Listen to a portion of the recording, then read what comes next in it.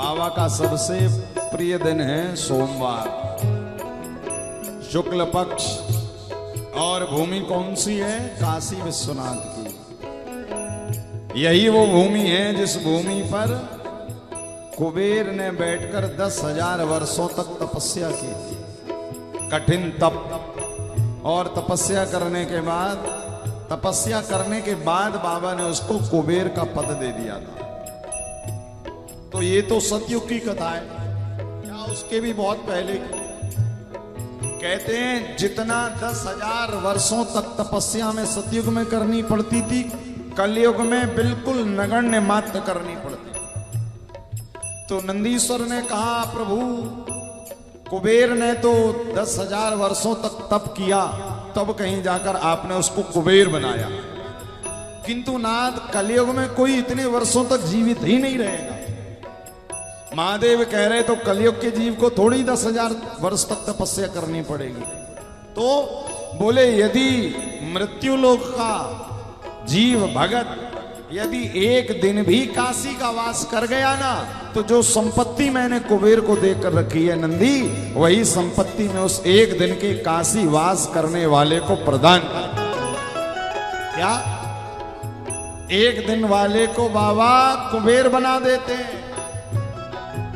जरा इसका भैया वो साउंड केवल मॉनिटर पे बहुत फैल रही आवाज, थोड़ा स्थिरता बनाओ। तो जो भगवान, इसको और आवाज, जो भगवान कुबेर को 10,000 वर्षों की तपस्या के बाद देते हैं, मृत्यु लोक के जीवों को केवल एक दिन के काशी वास के बाद मिल जाता है। अब विचार करो, हमें आज काशी वास किए कितने दिन हो गए? 4 दिन। मतलब यूं समझो कि 4 जन्मों के कुबेर तो आप पक्का बन गए हैं। अब कुबेर का मतलब रुपयों से बस मत लगाया करो। कुबेर का मतलब है जिसका शरीर स्वस्थ है, जिसके पास में 2 वक्त की रोटी की व्यवस्था है, जिसके पास इतना है कि अपने समस्त कर्तव्यों को पालन करते हुए फिर बचे हुए धन से परमार्थ कर रहा है, दान कर रहा है। सारे कर्तव्यों को पूरा करने के बाद बचे हुए धन से बाबा का अभिषेक कर रहा है, ब्राह्मणों की सेवा कर रहा है, ब्राह्मण भोजन में दे रहा है। ये है कुबेर। और मैं उनको कुबेर नहीं मानता जिनके घर में अरबपति का बोर्ड लगा है, किंतु देने के नाम पर 1 रुपया भी नहीं निकल रहा। वो काहे के कुबेर? अरे उनसे बढ़िया तो हम और आप हैं भैया। भले महादेव ने जितना दिया बचा कर उन्हीं को अर्पित कर रहे हैं। क्या? और पता है कि अर्पित करने के बाद बाबा 10 गुना करके फिर दे दे। ये तो सीधा गणित है। देखो, जो यहां पर लगाएगा उसका 10 गुना करके महादेव वापस करने ही वाले हैं। बस उनका कैलकुलेटर जरा अलग टाइप से चलता है। अच्छा देखो, यहां पर जितने लोग बैठे हैं सबको मिलता है, तब तो लुटाते हैं कि नहीं लुटाते? या टीवी पर भी बहुत सारे लोग कथा सुन रहे हैं, सबको हमारा महादेव देता है। भैया वो देता है तब तो तुम देते हो, यदि वो नहीं देता तो कहां से देते? वो देता तो सबको है, किंतु महादेव के लिए कोई ही देता है। और जो उनको देता है, कहते हैं वो धन नहीं, वो रुपया नहीं, वो साक्षात उनके घर में श्री जी विराजमान रहते। तो बाबा जब 10,000 वर्षों तक तप करने वाले कुबेर को कुबेर पद दे सकते हैं, तो कलयुग के जीव के लिए एक दिन, किंतु हमें 4 दिन हो गए। और आज सोमवार की तिथि है। पूरा भारत क्या, पूरा विश्व महादेव का इस समय जलाभिषेक कर रहा होगा। तो हम लोगों ने भी आज प्रातः काल की बेला में खूब बाबा का रुद्राभिषेक किया। और आज हमें तो भैया एक बहुत बड़ा सौभाग्य मिल गया। प्रातः काल यहाँ बगल में मंदिर है, आप लोग गए हो? शंकर जी के मंदिर यहाँ बगल में गए हो कि नहीं गए हो तो अब जाना। हम वहां पर दर्शन करके लौट रहे थे, तो एक बड़ा चमत्कार ही कहें इसको।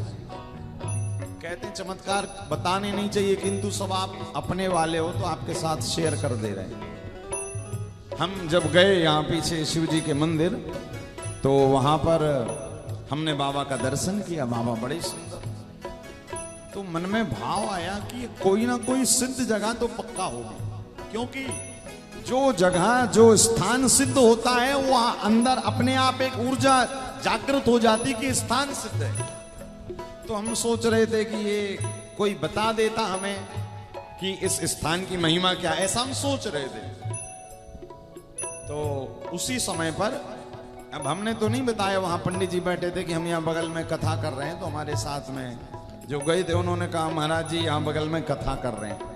तो उन पंडित जी ने तो नहीं बताया वहां की महिमा। उन पंडित जी के सामने कोई बूढ़े बाबा बैठकर तिलक लगवा रहे थे, त्रिपुंड।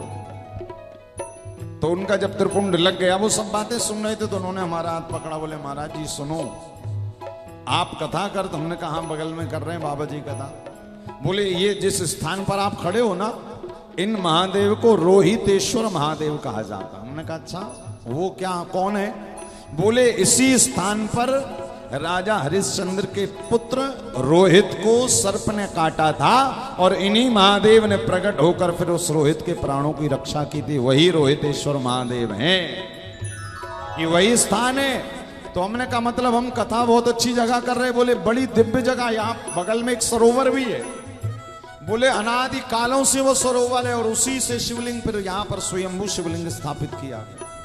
तो ये जो पूरी भूमि पर आप बैठे हो ना, ये भगवान शिव की स्वयंभू भूमि। यहाँ पर भगवान देवादिदेव महादेव स्वयंभू शिवलिंग में रोहितेश्वर महादेव के रूप में प्रकट हुए।